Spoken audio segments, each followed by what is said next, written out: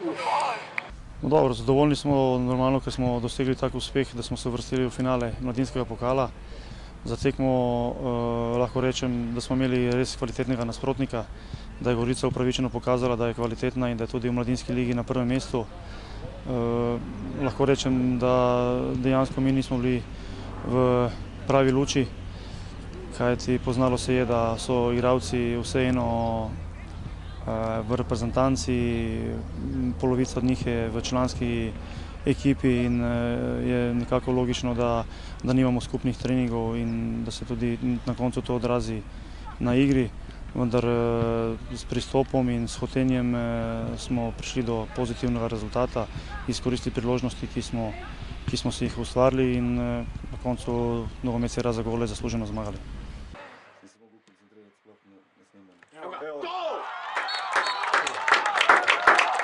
Tekma je bila zelo težka, pričakovali smo tazga nasprotnika, zelo so bili agresivni in na koncu lahko sam rečem, bravo fantje, odlično smo se borili in na koncu tudi zmagali zasluženo.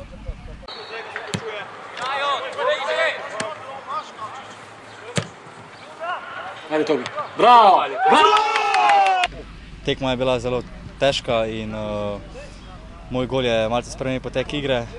Začeli smo bolj napadati, mislim, da smo zasluženo šli v finale. Odločale so minimalne napake od na eni in drugi strani, ko smo videli tudi gole, kakšni napadali smo eni in drugi. Vidite, da smo obe ekipi kakovostne, saj smo v vrhi slovenske mladinske lige. Malo so napake na eni strani, na drugi in sreča na domžalski strani danes. Srečali ste se dve izredno dobri ekipi. Domžale pač tudi kompletne, ker tudi večkrat v ligi ne igrajo z vsemi. Danes mislim, da so bili vsi, tako da smo spremljali res dosti izenačeno tekmo z ogromno priložnostmi na obeh straneh. Mi v prvem polčasu smo igrali dobro, nekje do gola, ko smo povedali, so se fantje nekje podzavestno malo povlekli nazaj, bili v krču, nismo več tako dobro igrali. Sledili so pač napadi Domžal, zlasti preko prekinitev in iz prekinitve smo dobili gol, pač napaka pri pokrivanju igralca. V drugem polčasu pa mislim, da smo bili boljši nasprotnik, povedali, imeli tudi stativo, imeli tudi bolj zrele priložnosti tudi za povišati na 3-1. Žal nismo zadeli, ponovna napaka v našem kazenskem prostoru našega branilca, ki ni skočil in Domžale so izenačile, mislim, da iz prve priložnosti v drugem polčasu. Na to pač pa ne morem imeti mimo dejstva, da tretji gol sem bil zelo jezen na sodnika, ker je bil to zame čisti faul na sredini igrišča, ko je, mislim, da Kovjenič odvzel žogo Rojcu z prekrškom, čistim prekrškom.